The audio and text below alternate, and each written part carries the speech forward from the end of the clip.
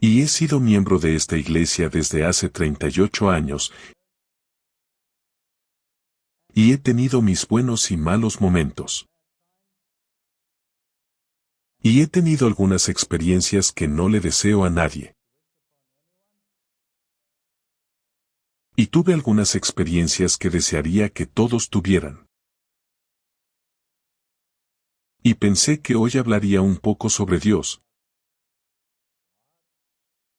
sobre cómo es. Y hablar un poco sobre mi experiencia y cómo veo las cosas. Porque vivimos tiempos muy interesantes, muy duros, y creo que muy pronto vamos a tener que tomar decisiones muy importantes. Entonces, ¿qué significa saber? ¿Qué necesitamos saber? ¿Qué es lo más importante que podríamos necesitar saber? No sé si puedes verlo. Esto fue hace 2 semanas y media cuando estuve en Alemania. Y Alemania es un país muy interesante. Nací como alemán, pero nací en Sudáfrica.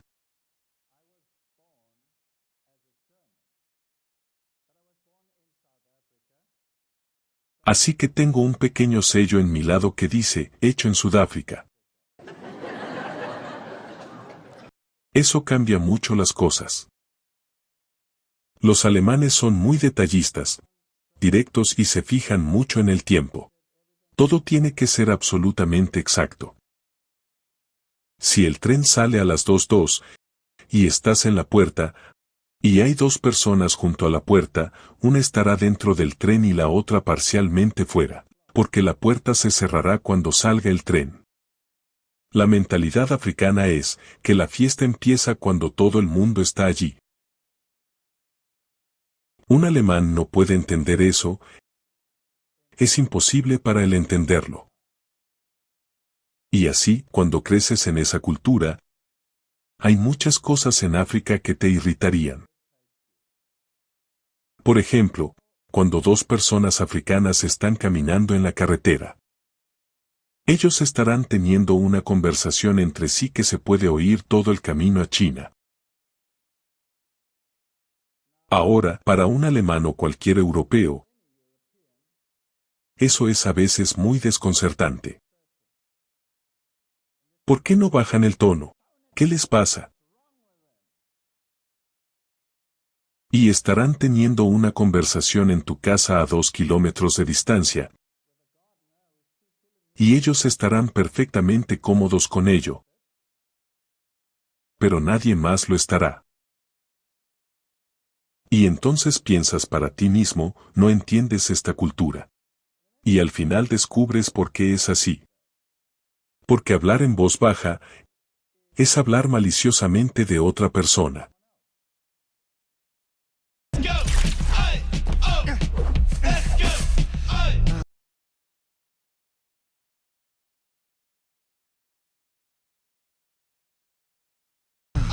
Por fin. Así que te aseguras de hablar muy alto, que todo el mundo sepa lo que estás diciendo, incluso los chinos. Así que es una cuestión cultural, y las culturas chocan, y las ideas chocan. Pero he aprendido a llevarme bien con ello. Y me gusta bastante que la fiesta empieza cuando está todo el mundo. Lo mismo con la iglesia. Empieza cuando está todo el mundo. En Alemania no. Me dan un plan por minutos. Lo que significa que te dan un horario por minuto. Tu tiempo de oración es de 1 minuto, 2,5 segundos. Vengo de África, destruyo esas cosas. Deberías ver sus caras. Ni siquiera saben qué hacer. Se desmoronan totalmente si desordenas su horario. Así que tenemos estas diferencias culturales, y luego tenemos algunos nombres que son lo contrario. En el idioma de Alemania, si eres muy generoso y muy amable, tienes un gran corazón. Lo mismo ocurre en inglés. Si eres muy amable y muy sensible en mi país, tienes un corazón pequeño. Ella tiene un corazón pequeño. Eso significa que es muy sensible, muy amable y muy dulce. Así que si usted va a Alemania, y dices que esa persona tiene un corazón tan pequeño porque estás acostumbrado a esta cultura y este idioma, todo el mundo está furioso. ¿Cómo se atreve a ser tan desconsiderado y malvado? Así que a menudo hablamos más de la cuenta. Ese es mi punto. Hablamos unos de otros. Y ahora estamos en este crisol, que se llama la iglesia. Y aquí estamos sentados en el crisol. Y tenemos todas estas nacionalidades, porque cada tribu y lengua y pueblo está en esta iglesia, ¿verdad? Y las culturas vienen de tan vastos trasfondos y diferencias. Y luego tenemos aquellos que son muy firmes en sus creencias, y dicen así es como tiene que ser, y nunca desviarse del camino. Y luego están aquellos, ya sabes, como los italianos, totalmente relajados. Si la fiesta empieza a las 8 y llegas a las 8, a la anfitriona le da un ataque de nervios, porque aún lleva puestas las pantuflas y los rizadores. No llegas pronto, llegas al menos con una honorable hora de retraso. Así es como funciona en las culturas que se mezclan. Y el Señor tuvo a bien meternos a todos en una olla y dijo: a ver si os lleváis bien.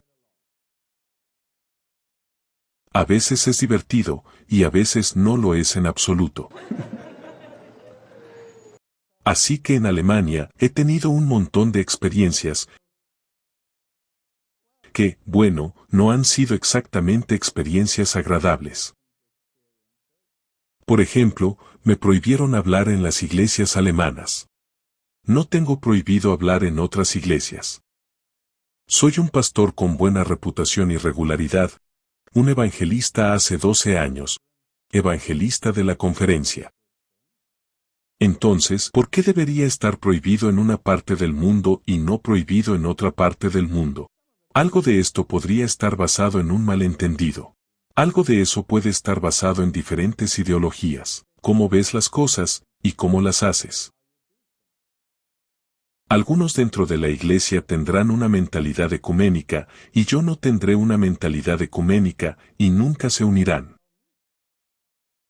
Entonces, si tienes ese tipo de conflicto, ¿qué haces? Bueno, ¿cómo callas a este tipo? Es tan terco, nunca deja de hablar. Así que dicen que no se me permite hablar en las iglesias, pero nadie dijo que no se me permite hablar en una sala. Así que las iglesias me invitan y hablo en la sala. Entonces recibo llamadas telefónicas. ¿Qué estás haciendo aquí? Estoy de visita, tengo pasaporte. Puedo estar en este país. ¿De qué vas a hablar? No lo sé. De hecho, nunca sé de qué voy a hablar. Pregúntale a mi mujer, nunca lo sé. Si quieres venir ahora a eso, ven a la charla y ven a escuchar. Así que hay una gran división, y algunos piensan, ya sabes, este es el tipo más loco del planeta. Él debe ser encerrado y silenciado. Y algunos dicen, ahora esto es lo que queremos oír. ¿Tenemos esas culturas en nuestra iglesia? Sí. Y siempre me digo a mí mismo, ¿estoy en lo correcto? ¿Estoy equivocado? Y hay un versículo en la Biblia que dice, por los frutos lo conoceréis. Y si digo frutos y si veo vidas que cambian, y si veo personas que aman al Señor que antes eran ateas, eso es suficiente para mí. Si quieres gritarme, adelante. Si no quieres gritarme, también está bien. Así que básicamente de ahí es de donde vengo. Así que he tenido mis experiencias en esta iglesia. Y hubo momentos cuando estaba en Alemania cuando dije, nunca pondré mi pie en este basurero de nuevo. Y me sentaba en casa. Y tenía esta cara de mal humor y me sentaba en mi silla. Y mi esposa me recuerda lo que le pasó a Martín Lutero cuando estaba en ese estado. Cuando dijo, no voy a hablar en este nombre nunca más. ¿No dijo eso Jeremías? Jeremías dijo, no voy a hablar más en este nombre. Pero tu palabra fue un fuego en mi corazón, y no pude. Así que cuando Martín Lutero estaba en ese estado, se sentaba en su silla y no salía. Yo hice eso, también, por 3 meses una vez. Y su esposa caminaba junto a él todos los días. Y después de un par de semanas, se dio cuenta de que ella vestía de negro. Y se dio cuenta de que ella vestía de negro todos los días. Y él la miró, molesto, y le dijo, ¿qué te pasa? ¿Por qué llevas negro? ¿Alguien murió? Y ella dijo, sí, alguien murió. Bueno, ¿quién? ¿Por qué no me dices quién murió? Y ella dijo, Dios murió. Y él dijo, eres estúpida, eres ridícula. ¿Cómo puede Dios morir? Dios no puede morir. Ella dijo, ciertamente actúas como si él hubiera muerto. Así que Martín Lutero de alguna manera consiguió el punto, se levantó y continuó. Así que he estado en ese punto en mi vida. También me senté durante 3 meses en una silla. Puede preguntar a mi esposa, y estaba pensando cómo vengarme de algunas de estas personas que te tratan como a veces te tratan. Y te llevan a juicio por algo que no dijiste o que no significó. O dicen cosas malas de ti. O esto o aquello o lo otro. Te enfadas un poco, es humano enojarse. Y entonces fui caminando en la montaña un día y le dije al Señor, ¿sabes qué? No quiero caminar con amargura en mi corazón. No tengo vida si ando por ahí así. ¿Y cómo recupero la sonrisa? Y me dijo en mi mente, no estés tan enojado. ¿Por qué no cambias tu enojo por sentir compasión por alguien? Y pensé en eso, y dije, está bien, tal vez pueda vivir con eso, y así aprendí a sentir compasión por algunas personas que creo que no necesariamente ven las cosas como yo las veo. Así que cuando recibo una invitación a Alemania, me da un ataque de nervios. Pero después de un tiempo, digo, está bien, Señor, si quieres que vaya, iré. Y entonces voy y he aquí, cuando llego allí, hay una sala y está llena como esta, y hablo con muchas personas, de muchas iglesias. Y sí, algunos están muy contentos y otros no tanto. Así son las cosas en esta iglesia, ¿lo sabías? Así son las cosas. Y de vez en cuando, si pienso, ya sabes, quiero culpar al liderazgo. Porque obviamente ellos son los que tienen el poder de tomar todas estas decisiones. Cuando pienso en ellos, entonces quiero echarlos a todos en una olla. Pero entonces alguien sube al escenario, y es, digamos, un presidente de conferencia o un presidente de unión. Y delante de toda la gente, te rodea con el brazo y te dice, me alegro mucho de que estés aquí. Eso elimina todos tus sentimientos. Y así he aprendido a lo largo de los años, que siempre que hay algo negativo, también hay algo positivo, y es mucho más fácil lidiar con cosas como esa. Así que no voy a ningún territorio, con ninguna animosidad en mi mente. Ni categorizo a ningún grupo, o pensamiento en particular, porque la gente cambia. Cambian con el tiempo, y pueden ver algo de una manera y luego unos años más tarde pueden verlo de manera diferente. Y yo también lo he visto en mi vida. Así que me oriento por la gente. Miro a la gente, y hablo con ellos, y ellos me contestan. Y la verdad, es la esencia absoluta, de lo que necesitamos saber en los tiempos que vivimos. Ahora, no sé si puedes ver que estuve en Alemania, esto es hace unas 3 semanas, tal vez 2 y media. Y vas a ver dónde estoy en Berlín. Cómo son los edificios. Hay graffiti por todas partes. Y me invitaron a hablar con un rapero musulmán. Esa es una invitación muy extraña, pero tiene un círculo de espectadores de un par de millones de personas, y por alguna razón u otra había visto Ataque Total y quería hablar conmigo. Y entonces yo estaba en Berlín, y se pusieron en contacto conmigo, y el pastor me preguntó si iría, ¿lo haría? Y pensé, ¿por qué no? ¿No somos evangelistas? Sí, así que fui. Entonces vamos a entrar. Es como una mazmorra. Vas directamente hacia abajo en el pozo sin fondo.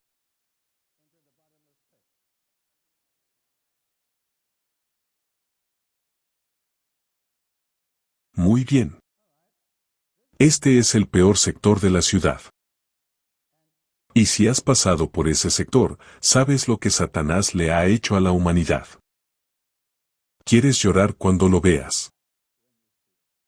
Está destruido. No queda nada. Así que estás caminando por el sector y ves a toda esta gente. Están en drogas, están en todos los movimientos que puedas imaginar. Y están totalmente destruidos. Ahora puedes caminar por ahí y decir, ¡qué asquerosa multitud! Mira a lo que han llegado. O puedes preguntarte, ¿qué le ha hecho Satanás a esta gente? Y dices, ¿hay alguien aquí, Señor, o alguien aquí con quien pueda hablar? Y te susurra y te dice, tengo mucha gente en este sector malvado. Y bajas, y empiezas un podcast con un rapero musulmán y un evangélico que también está viendo Ataque Total. No son adventistas. Y piensas, ¿qué vas a decir? ¿Cómo vas a enfocar esto? Y te bombardea con preguntas sobre el cristianismo, sobre si Jesús es Dios. ¿Qué pasa con las sociedades secretas? ¿Qué pasa con esto? ¿Qué pasa con esto? ¿Y luego qué pasa con el sábado? Durante 2 horas y media. Y te dices a ti mismo, esto es asombroso. Esto es lo que Dios hace, así es como opera. Y no solo estás hablando con este rapero, estás hablando con millones al mismo tiempo. Millones. Creo que tiene 5 millones de personas que ven su canal. Así que allí te sientas, él es el que está en la parte superior, y el otro tipo con su sombrero hacia atrás, parece casi un americano para mí, pero hablaban alemán. Y esto es lo que aprendes cuando haces evangelismo.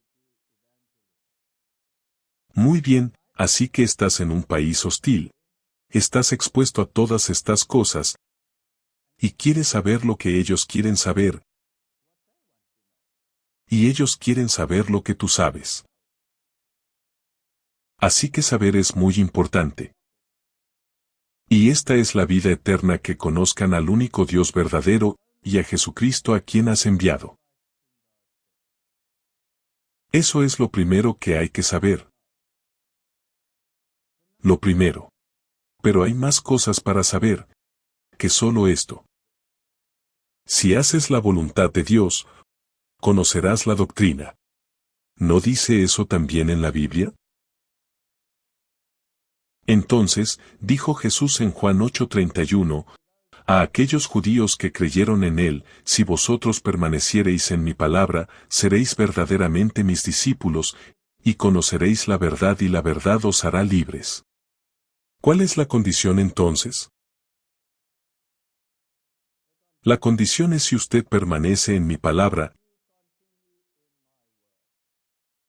Y si vas a Hechos capítulo 5, entonces dice, el Espíritu Santo que es dado a los que lo obedecen.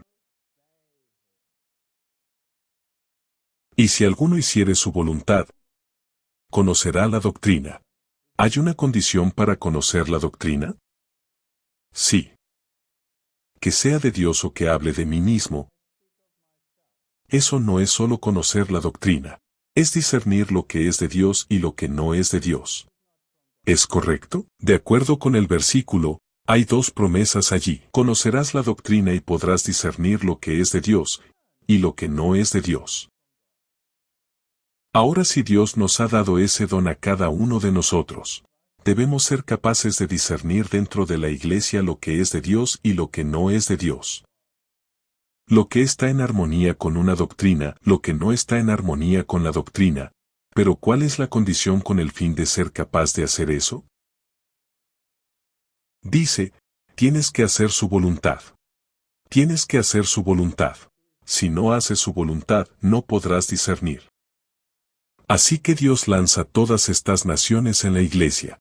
Él permite todas estas ideologías dentro de la iglesia. Se convierte en un crisol. Y usted está sentado allí en el fuego, y Él dice, voy a permitir que la apostasía en mi iglesia, para que pueda tamizar mi pueblo. Y si no quieres escucharme, voy a permitir que la apostasía llegue a ser tan grande, que incluso un niño será capaz de verlo. Y quiero que aprendas de ella. Eso es lo que hace. Porque Dios, que mandó que de las tinieblas resplandeciera la luz, ha resplandecido en nuestros corazones, para iluminación del conocimiento de la gloria de Dios en la faz de Jesucristo. Uno de mis versos favoritos.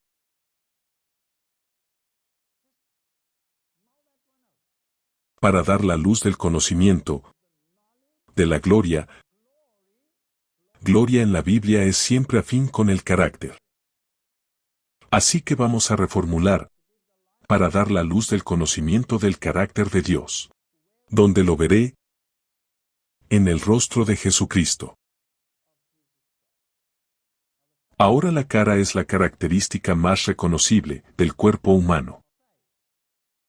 En el rostro es donde disciernes lo que el otro siente por ti. Cuando quieres resumir a alguien, ¿dónde miras? A los pies. No, no creo que llegues muy lejos. Si conoces a tu compañero de vida, la cara es donde miras a los ojos. Así que la cara hoy tiene 43 músculos que controlan la expresión facial humana. El rostro es la parte más reconocible de la anatomía humana. Permite a los demás conocer nuestros sentimientos. Y los músculos de la cara permiten la comunicación verbal y no verbal. Ahora hay muy buena evidencia de que el número de músculos en realidad ha disminuido en la humanidad. Así que hemos tenido un deterioro a lo largo de los eones. Y probablemente había muchos más músculos, con mucha más información de la que tenemos ahora. Y cuando sonríes, liberas neuropéptidos que alivian el estrés, por lo que liberas dopamina, serotonina, endorfinas, etc., que alivian el dolor. También son antidepresivos naturales. Y algunas personas dicen que no necesitas muchos músculos para sonreír, solo necesitas 6. Y eso realmente no es cierto. Probablemente prácticamente los necesites todos para hacernos sonreír.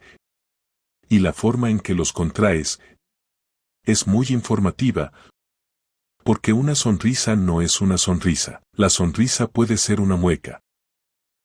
Una sonrisa puede ser amable, una sonrisa puede ser sarcástica. Una sonrisa puede ser repugnante. Leemos en el Espíritu de Profecía que justo antes de que Satanás se asegure de su víctima, él pone una sonrisa en su cara. Una sonrisa que es repugnante y horrible. Así que la cara es muy importante. Entonces, ¿qué es lo que vemos en el rostro de Jesucristo? Las expresiones faciales nos dan una pista, sobre el estado de ánimo de una persona, incluyendo la felicidad, sorpresa, desprecio, tristeza, miedo, asco e ira.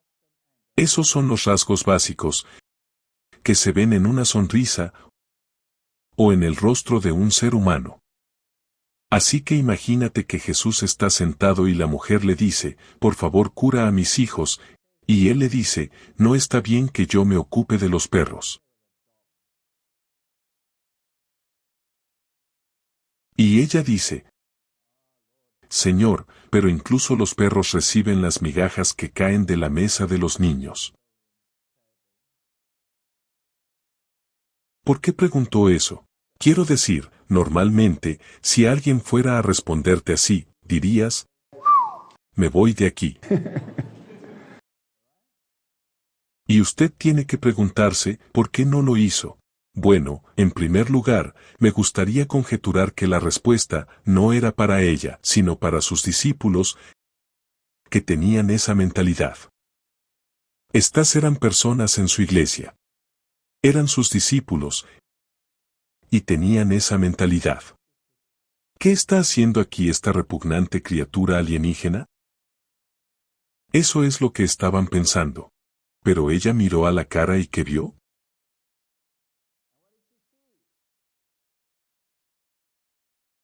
Vio bondad. Vio compasión. Vio que la cara contaba una historia totalmente diferente. Sabes, el lenguaje corporal es a veces totalmente diferente cuando el profeta viene y dice, sí, vete, vete a la guerra, seguro que saldrás victorioso. Sigue adelante.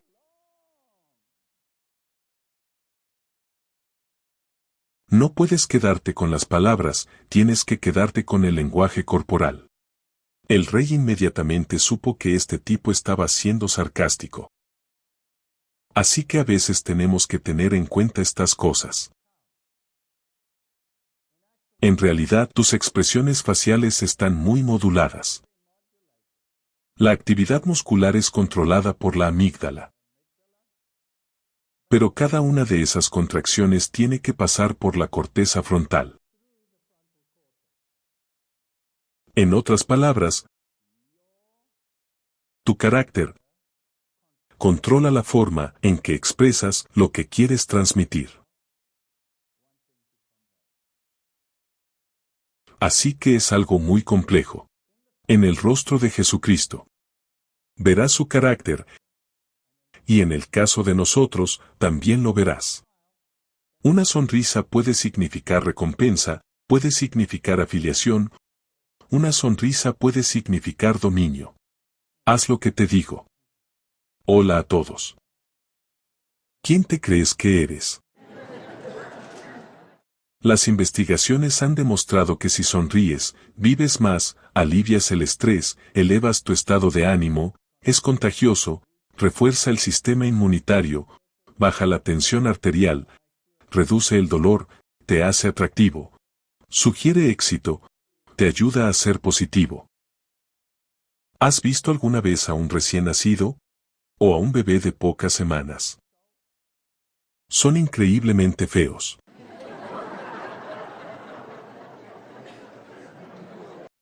Lo son, lo siento, pero son feos. Y entonces dices cuchi cuchi y te da una sonrisa. Entonces estás perdido, te has ido. Te tienen. Entonces, ¿qué pasó? Un par de contracciones musculares. Lo mismo le pasa a la humanidad.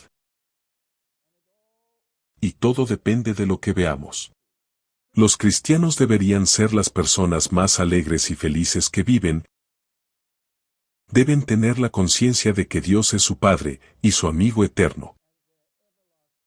Pero muchos cristianos profesos no representan correctamente la religión cristiana, parecen sombríos, como si estuvieran bajo una nube. A menudo hablan de los grandes sacrificios que han hecho para convertirse en cristianos. Algunos dicen, lo dejé todo para ser cristiano. Lo siento. Yo fui uno de los afortunados cuando me convertí en cristiano. Afortunadamente para mí, también al mismo tiempo, gané la lotería. Para no tener necesidad nunca más en mi vida. Fue una experiencia maravillosa. La lotería es, y mi Dios se hará cargo de todas sus necesidades. Esa fue la lotería. Así que, apelando a los que no han aceptado a Cristo, representando con su propio ejemplo y conversación, que deben renunciar a todo lo que hace la vida agradable y alegre. Arrojan un manto de oscuridad sobre la bendita esperanza cristiana. Se da la impresión de que los requisitos de Dios son una carga incluso para el alma dispuesta, y que todo lo que daría placer o que deleitaría el gusto debe ser sacrificado. Así es como actúan algunas personas. Y usted los encontrará en todas partes. Los encontrarás en la iglesia. Los encontrarás fuera de la iglesia. Así es como sucede. Pero mira el rostro de Jesucristo. Leemos en el espíritu de profecía que él era probablemente un hombre de dolores, un hombre familiarizado con el dolor, y sin embargo, su comportamiento atraía a todo el mundo hacia él. Así que en medio de la agitación, en medio de la pena, era alegre. Era un ejemplo alegre para la humanidad. Y aunque fue acosado, aunque no fue bien recibido, cuando fue a predicar en el templo planeaban matarlo. Aún así fue, y los niños pequeños venían y se sentaban en su regazo. Así que había algo en él que era muy, muy atractivo. Me gustaría imitarlo. ¿A ti no? Así que independientemente de lo que los líderes le hicieron, no se desanimó. Y si las cosas se ponían muy mal, se subía a un delta y se iba lejos por un tiempo. Solo que era como un adicto al castigo, volvía de vez en cuando y pasaba por lo mismo. Así es como sucede. Pero él amaba a su pueblo y amaba a esta iglesia. Era la niña de sus ojos, y se compadecía de ellos. Y reprendió a los líderes. Pero la Biblia dice que muchos de los líderes creyeron en él, y muchos de los sacerdotes creyeron en él y vinieron. Así que juzgaremos el libro por su portada. Si leemos Primera de Juan 3 versículo 1, dice, «He aquí, esa es una hermosa palabra, significa mirar cuidadosamente, qué clase de amor nos ha concedido el Padre para que seamos llamados hijos de Dios. Por eso el mundo no nos conoce, porque no lo conoció a Él». ¡Qué contraste! Nos llamamos hijos de Dios, y entonces el mundo no nos quiere. Y todo aquel que tiene esta esperanza en Él, se purifica a sí mismo, así como Él es puro. Todo aquel que comete pecado, infringe también la ley, pues el pecado es infracción de la ley. Todos conocemos estos versículos. Sabéis que Él apareció para quitar nuestros pecados y no hay pecado en Él. Todo aquel que permanece en Él no peca, todo aquel que peca no le ha visto ni le ha conocido. Hijitos, nadie os engañe. El que hace justicia es justo, como Él es justo. Tienes que hacer estas cosas. El que comete pecado es del diablo. Aquí no hay pelos en la lengua. Hay un bien, luego hay un mal. Sí. En esto se manifiestan los hijos de Dios, y los hijos del diablo. Todo aquel que no hace justicia, no es de Dios. Muy bien, así que tienes una red del Evangelio, y la tiras ahí fuera y atrapas todo tipo de peces. Y algunos peces que son para uso innoble. Algunos son peces que son para uso noble, algunos son inútiles, tíralos.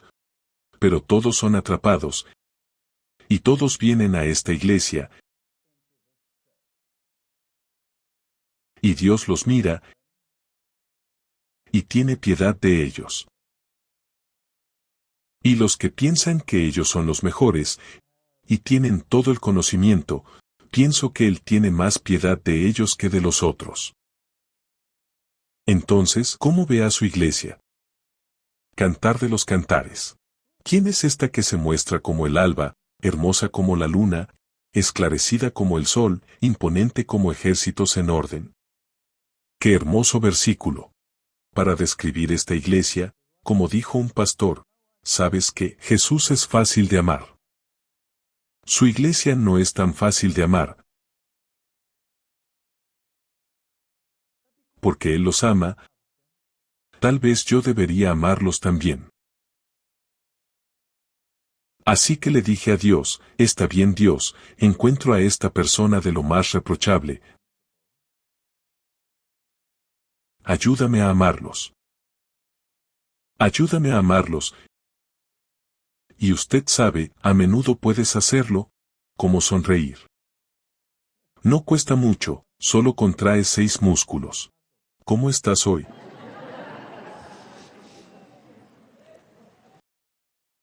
Y luego tenemos en la iglesia, los que miran a todos los demás. Y tenemos a los que quieren hacer lo correcto, y ven que muchos no están haciendo lo correcto. Y se supone que deben llorar entre el pórtico y el altar, por todo el mal que se hace en Israel. Y hay tanto mal que se hace en Israel. Y se supone que debemos juzgar entre el bien y el mal, pero no se nos permite juzgar a la persona. Ese juicio ha sido dado a Cristo, y ni siquiera Dios Padre se sienta en esa silla del juicio. Se nos dice explícitamente que es Jesús quien se sienta en esa silla del juicio. Y si Dios Padre ni siquiera se sienta en esa silla del juicio, entonces ¿quién soy yo para sentarme en esa silla del juicio? ¿Y quién soy yo? Así que el presidente de la conferencia tomó los aretes de las damas. No fue muy amable cuando lo hizo. Los puso en una olla y los derritió, y formó el becerro. Y luego dijo a la congregación, estos son los dioses que os redimieron, inclinaos y adoradlos. Y un hermano se acercó a él y le dijeron, disculpe, ¿qué estás haciendo? Usted sabe que eso es idolatría. Y dijo, yo no lo hice, simplemente saltó del fuego. Y entonces los hermanos se reunieron, y dijeron vamos a desfraternizar a este presidente de conferencia. No merece estar aquí. Mira el mal que está haciendo. Trajo tambores y música rock a la iglesia y lleva un pendiente y un péndulo alrededor. En realidad he visto uno así. En realidad vi 2 así en mi vida. Y uno fue muy interesante, fue en el país del bloque del Este. Y él odiaba mis conferencias. Pero él era el pastor y la iglesia me había invitado, y yo di mis series en uno de los países del bloque del Este. Y él solía venir, era un pastor joven. Tenía una guitarra con él, y prefería su guitarra, y solo oraba para que estas conferencias terminaran, y yo saliera de su territorio. Y era bastante duro trabajar con él, porque cuando sonreía, así sonreía, yo sabía exactamente dónde estaba parado. Y fue duro, pero, ya sabes, tuve que seguir adelante, porque no todos son así. Y luego, hacia el final, de repente vino a mí, en un estado de conmoción total, y dijo, ¿puedo tener todas sus conferencias, por favor? Y pensé, ¿qué va a hacer con ellas? ¿Quemarlas? ¿Tirarlas? ¿Qué va a hacer con ellas? Dijo, quiero verlas. Dije, ¿por qué? Él dijo, creo que es importante que les eche otro vistazo. Y yo dije, ¿por qué? ¿Qué pasó? Él dijo, yo estaba con mi abuela, tenía más de 80 años. Y ella me dijo ayer, ahora puedo morir en paz, porque sé que el viejo mensaje adventista sigue vivo. Así que imagina, nada de lo que podría haber dicho podría haber hecho eso, nada. Nada. Una pequeña palabra de su abuela. Todo cambió. Así que la reforma de salud. Usted también tiene esas banderitas en sus reuniones. Esto es comestible, esto es desperdicio.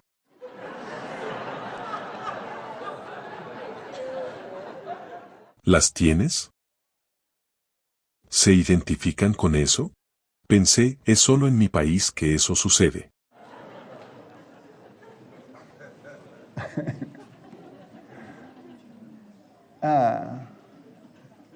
Así que la señora fue a la mesa.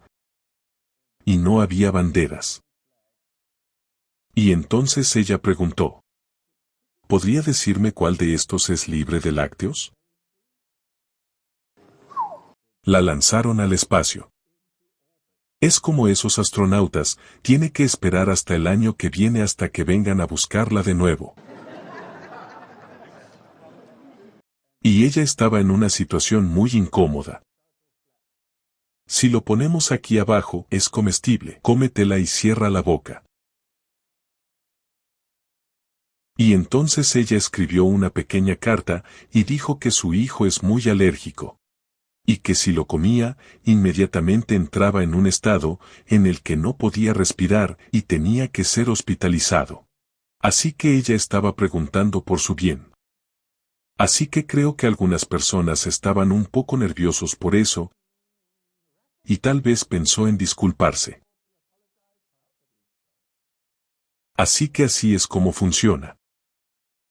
Los discípulos se le acercan, y Santiago dice, concédenos que en tu gloria nos sentemos el uno a tu derecha y el otro a tu izquierda. Y Jesús los mira y les dice, ¿podéis beber la copa? Sí, podemos. Bien, bebedla vosotros. ¿Qué cambio tuvo que producirse en aquellos discípulos? Y lo mismo ocurre con nosotros. Sí, podemos. Y el Señor dice, bebe. Joel, proclamad esto entre los gentiles. Preparad la guerra, despertad a los valientes, que se acerquen todos los hombres de guerra, que suban, convertid en espadas vuestras rejas de arado, y en lanzas vuestras hoces, diga el débil, yo soy fuerte. Juntaos y venid todas las naciones, y reuníos en derredor. Haz descender allí, oh Jehová, a tus valientes. Despierten las naciones y suban al valle de Josafat, porque allí me sentaré para juzgar a todas las naciones de alrededor. Meted la hoz, porque la mies está madura, multitudes, multitudes en el valle de la decisión. ¿Cómo afrontamos esa guerra? ¿Estamos por delante de ella? ¿Estamos en esa guerra? Sí. Así que tenemos una espada. La mía se está cayendo a pedazos, pero está bien. Esta es una espada. Multitudes, multitudes en el valle de la decisión. Y tengo que traerlos a esta iglesia. A veces eso es una pesadilla. Y el Señor no está trayendo mucha gente a la iglesia porque no está necesariamente lista para recibirla. Así que toda la gente está ahí fuera en Babilonia, y la iglesia está discutiendo y peleando sobre esto, aquello y lo otro. ¿Cómo se siente el Señor acerca de su iglesia? Cuando el ángel estaba a punto de revelar a Daniel las profecías intensamente interesantes que se registrarán para nosotros, que vamos a ser testigos de su cumplimiento, los ángeles dijeron, sé fuerte. Sí, sé fuerte.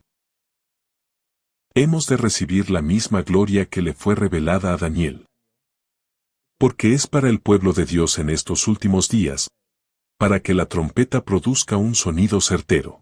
Cuando Cristo venga por segunda vez, el mundo entero estará representado por dos clases, no 10, 2, los justos y los injustos, los justificados y los impíos, el trigo y la cizaña, afuera en el mundo, adentro de la iglesia.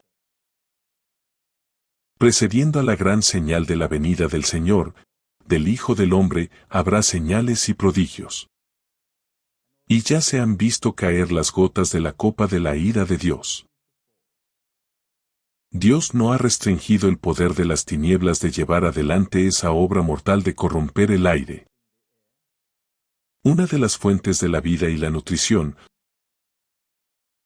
con un miasma mortal, no solo la vida vegetal, pero el hombre sufre de pestilencia. Estamos allí. Así que este presidente de conferencia que hizo este becerro de oro debe ser removido inmediatamente. ¿Dios lo removió? No. Fue restaurado. ¿Era un hombre cambiado? Sí. ¿Vamos a juzgar a todos por su apariencia actual? ¿Cómo vamos a tratar todas estas cosas? ¿Qué hacemos con nuestra iglesia? ¿Qué hacemos con ella? Es un problema tan importante. Ajustando a la cabeza. Isaías dice, los pecadores en Sión tienen miedo. El temor ha sorprendido a los hipócritas. ¿Quién de nosotros morará con el fuego devorador? ¿Quién de nosotros morará con el ardor eterno? Eso es más o menos lo contrario de lo que dice el mundo, ¿verdad? Dicen que cuando te salvas, vas a un lugar genial. Cuando estás perdido, vas al lugar caliente. Pero aquí parece que vamos a ir a un lugar caliente. El que camina en justicia y habla lo recto, el que aborrece la ganancia de violencias, el que sacude sus manos para no recibir cohecho, el que tapa sus oídos para no oír propuestas sanguinarias, el que cierra sus ojos para no ver cosa mala, éste habitará en las alturas, fortaleza de roca será su lugar de refugio, se le dará su pan, y sus aguas serán seguras. Estas son hermosas promesas en la Biblia. Creo que estamos viviendo en Ezequiel 9. ¿Cómo te sientes al respecto? Y clamó en mis oídos a gran voz, diciendo, haced que se acerquen los que tienen mando sobre la ciudad, cada uno con su arma de matar en la mano. Y he aquí 6 hombres que venían del camino de la puerta de arriba, que mira hacia el norte, cada uno con su arma mortífera en la mano, y uno de ellos estaba vestido de lino, con un tintero de escritor a su lado. Y entraron, y se pararon junto al altar de bronce. ¿Esto es en la iglesia?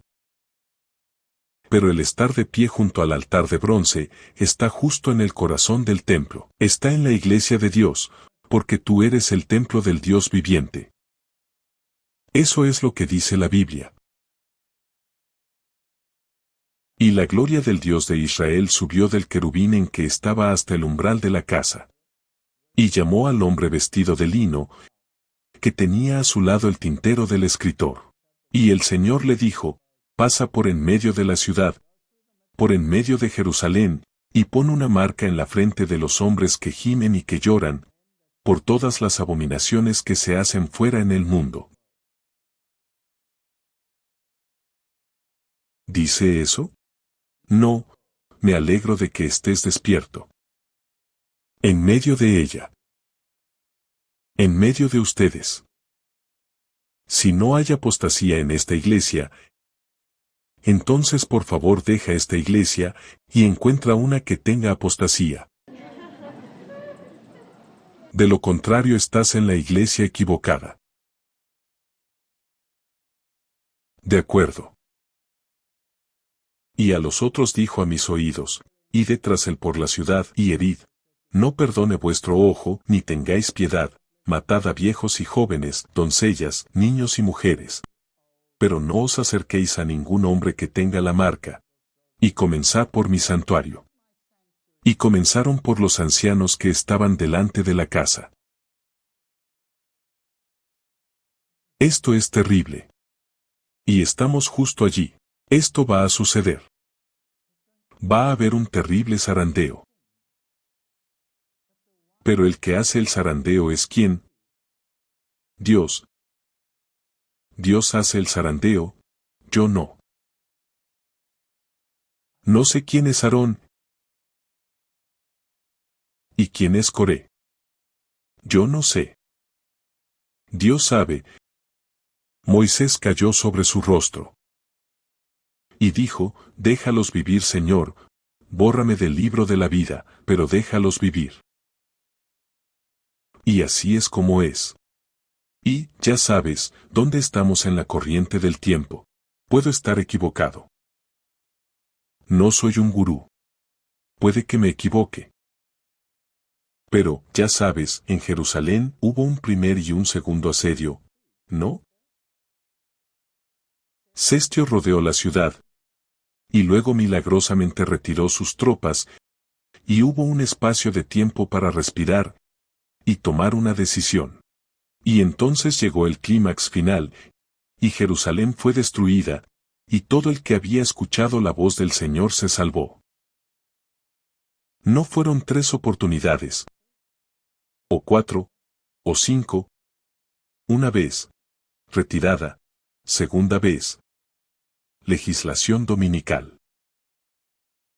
Cestio rodeó Jerusalén, y el proyecto de ley Blair iba a ser aprobado, y la ley dominical iba a venir a este país, y Cestio, como resultado de algunos argumentos muy buenos, retiró sus tropas. Y la segunda está en camino. Así que el Señor, en su bondad, dijo, mi pueblo no está listo, voy a darles una prueba. Voy a darles una prueba de libertad de conciencia. Mi pueblo no está preparado. Así que nos dio una prueba. Los últimos 3 años. Y las divisiones entre nosotros eran muy grandes. Eran muy grandes.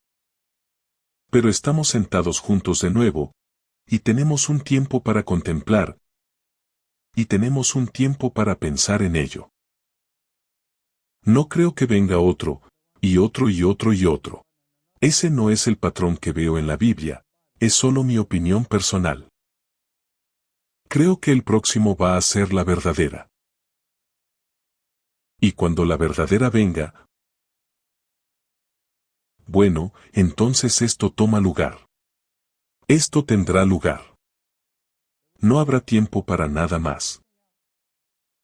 No habrá tiempo para decir, bueno, todos estos tipos son tan malos, vamos a separarnos y empezar de nuevo. Esto es todo. Creo que esto es todo. Solo es mi opinión, no me cites. No soy un fijador de tiempo, aunque algunos piensan que lo soy. Nosotros somos el pueblo del Señor para proclamar las verdades de origen celestial. El trabajo sagrado más solemne jamás dado a los mortales es la proclamación de los mensajes de los ángeles, del primero, segundo y tercero, a nuestro mundo. En nuestras grandes ciudades debería haber institutos de salud para cuidar de los enfermos y enseñar los grandes principios de la reforma de la salud. El mundo va a ver enfermedades que ni te imaginas, y se nos ha dado la oportunidad de elegir. ¿Confiamos en la Biblia? ¿Confiamos en el espíritu de profecía? ¿Confiamos en nuestro mensaje de salud? Porque se cortará todo soporte. Y la gente estará sufriendo. Y necesitamos que estas instituciones tomen el control y atraigan a muchos a la justicia. Y hemos tenido la oportunidad de hacerlo. ¿Me va a salvar el César? ¿Va a ayudarme el César? ¿O va a destruirme el César? La iglesia puede parecer a punto de caer, pero no caerá. Permanece, mientras que los pecadores en Sión serán tamizados fuera. La iglesia permanece. Así es como yo lo veo. Ahora no podemos salirnos del fundamento que Dios establece. No podemos ahora entrar en ninguna nueva organización, porque esto significaría apostasía de la verdad. Tengo instrucciones de decir a los adventistas del séptimo día que en todo el mundo Dios nos ha llamado como pueblo para ser un tesoro peculiar para sí mismo. Él ha designado que su iglesia en la tierra permanezca perfectamente unida en el espíritu y el consejo del Señor de los ejércitos, hasta el fin de los tiempos. No estamos perfectamente unidos, pero hay elementos en nuestra iglesia en cada nivel que están perfectamente unidos, al menos en los asuntos más importantes. He encontrado que donde quiera que iba, si estaba prohibido en ese lugar o si no estaba prohibido en ese lugar, había alguien que era de mente similar que podría animarte, y había alguien a quien podías animar. Que suspiraban y lloraban por todo el mal que se hace en Israel.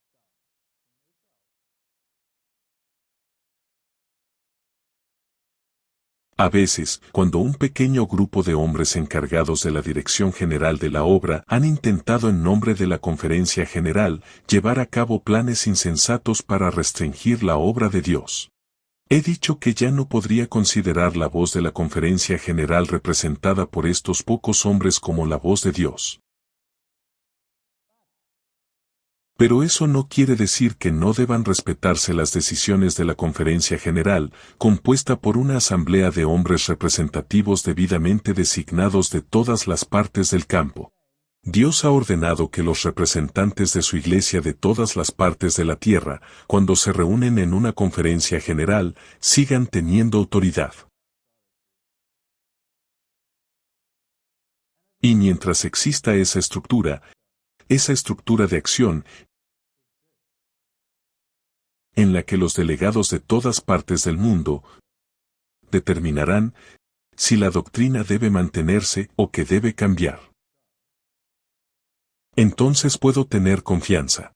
Y estoy bastante contento de que la mayor parte de esos delegados vendrán de las áreas más incorruptas del mundo, aunque no hay tal cosa como un área totalmente incorrupta del mundo. Todos nos esforzamos por ver si podemos vencer a los otros partidos en corrupción. Cada vez es peor, vivas donde vivas. Pero este es el estado actual. Así que si la dirección de una conferencia decide que soy malo, no se me permite hablar en esa conferencia. Entonces mi conferencia dice, no, no estás vetado. Nos gusta lo que dices. Entonces, de acuerdo a las reglas, como ministro ordenado, debería poder hablar. Ahora eso pone el gato entre las palomas, y entonces no todos están felices. Pero eso es lo que dice la regla. Así que si voy, no soy un rebelde, estoy ejerciendo mis derechos, y estoy haciendo lo que creo, que es para el beneficio de la gente, porque necesitan aliento. Y así es como he estado operando. Dios ha investido a su iglesia con una autoridad y poder especial, que nadie puede estar justificado en hacer caso omiso y despreciando. No podemos ahora salirnos del fundamento que Dios ha establecido. No podemos ahora entrar en una nueva organización, porque esto significaría apostasía de la verdad. Así que si el Señor ama a su iglesia, y el Señor permitió que Caifás gobernara, entonces yo debo amar a su iglesia, y debo permitir que quien quiera que yo piense que podría ser Caifás gobierne, pero no debo olvidar que hay un Aarón.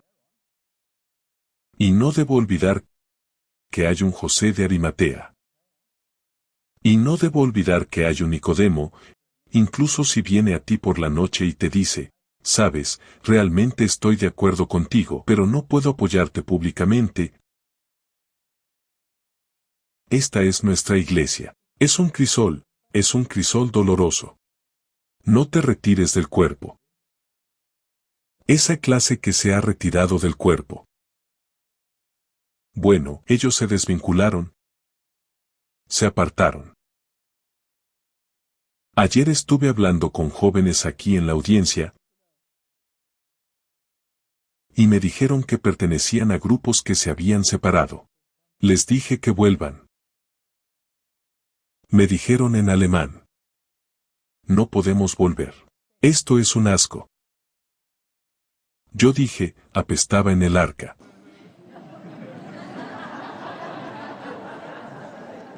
Había un montón de estiércol en el arca. No podían haber dicho, bueno, me estoy separando del estiércol, te hubieras ahogado. Entonces el alemán me dijo, los que se habían separado dijeron, nos gusta lo que dices, ¿no querrías venir a hablar en nuestra iglesia? Yo dije, no. Vengan y escuchen donde hablo dentro de la iglesia, no en el edificio, porque yo no estoy hablando en el edificio en Alemania, pero estoy hablando fuera del edificio. Es una iglesia porque todo el mundo pertenece a la iglesia que se sienta allí. Ven y escucha entonces. Y dijo de nuevo, eso apesta. Dije, bueno, invierte en algo como ropa de cerdo.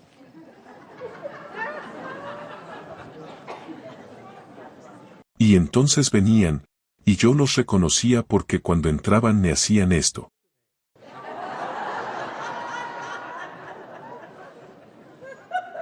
Y yo también iba así, a saludarlos.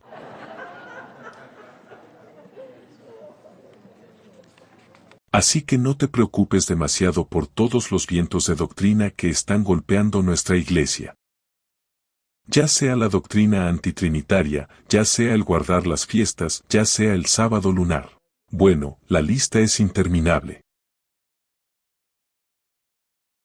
Y si haces mi voluntad, sabrás de la doctrina, y antes de que creas que sabes toda la doctrina, tal vez un poco de humildad sería bueno. Así que tal vez eso sería bueno. De acuerdo, no quiero agobiarte mucho con todas estas cosas. Déjame terminar con el ejército del Señor. Esta es la iglesia militante. No es la iglesia triunfante. Y la iglesia militante tiene algunos personajes muy extraños en ella. Si tomaras la iglesia militante en el tiempo de Jesús, él tenía a Mateo, el recaudador de impuestos, en ella. Odio la forma en que los elegidos lo retratan, pero de todos modos déjalo así. Tenía a Mateo, el recaudador de impuestos, el más despreciado por la gente que lo rodeaba. Tenía a los ardientes, Pedro, Juan y Santiago, los hijos del trueno. Y también tenía a los fanáticos que querían matar todo lo que pareciera vagamente romano. Todos estaban en la iglesia. Vaya grupo. Y el Señor dice, quiero que sean santos.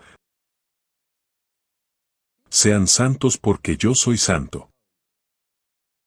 Y entonces tienes gente que dice, bien, podemos hacer esto. Vamos a ser santos. Y luego condenan a todos los demás que no cumplen con el estándar. No quiero cumplir con su estándar es demasiado bajo. La barra es mucho más alta que eso. Pero solo puedo alcanzarlo a través de la justicia y la vida en Cristo. Entonces, ¿qué significa ser santo? Hebreos 12, versículo 14. seguid la paz con todos los hombres y la santidad, sin la cual nadie verá al Señor. Mejor que seamos santos, ¿verdad? Mejor que seamos santos. Primera de Pedro 1 versículo 15. Más como aquel que os llamó es santo. Así que sed santos en toda conversación, porque está escrito, sed santos, porque yo soy santo. Así que uno viene del Antiguo Testamento, el otro viene del Nuevo Testamento. Dios quiere que seamos santos, y yo quiero ser santo, pero quiero saber, ¿qué significa ser santo?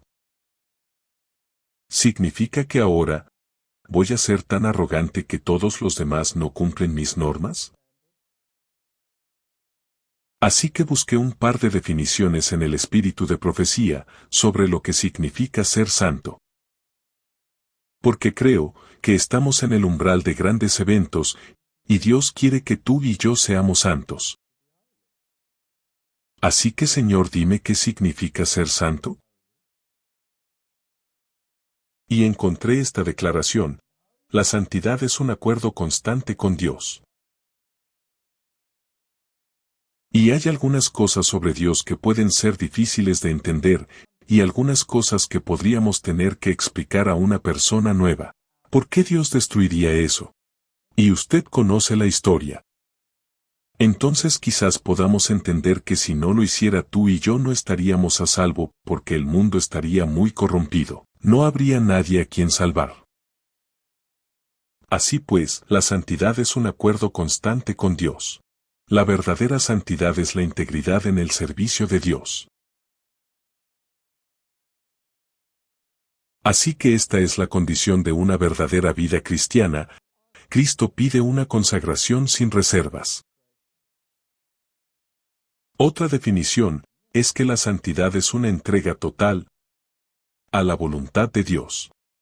Así que básicamente mientras nos dirigimos a los eventos finales, mis hermanos y hermanas, les pediría que estudien la palabra, estudien el espíritu de profecía, y digan a Dios: Señor, ¿hay algo que estoy haciendo que no esté en armonía con tu palabra?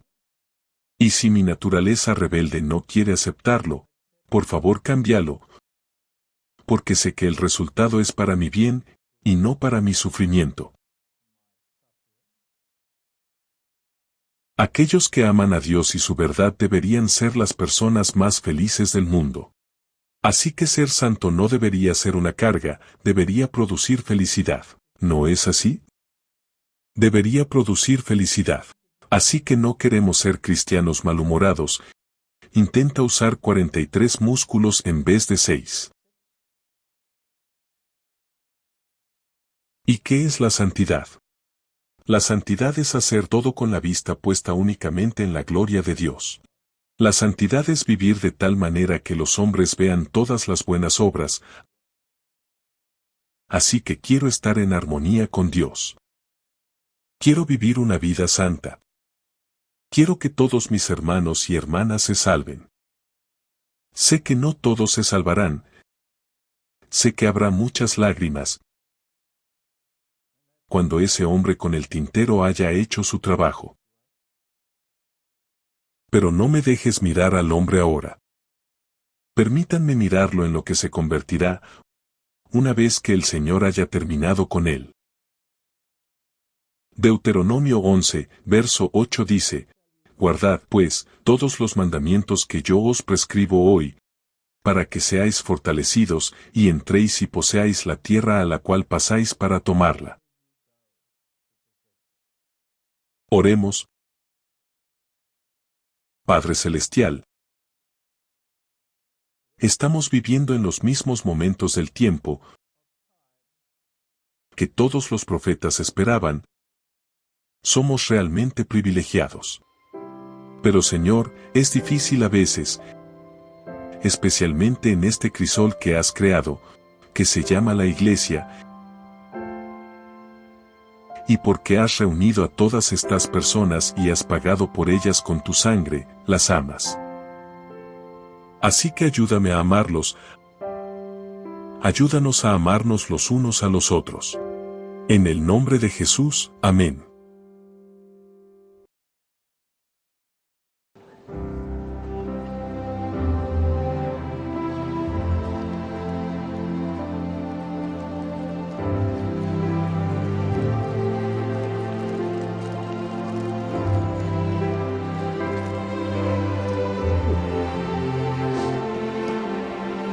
La carga de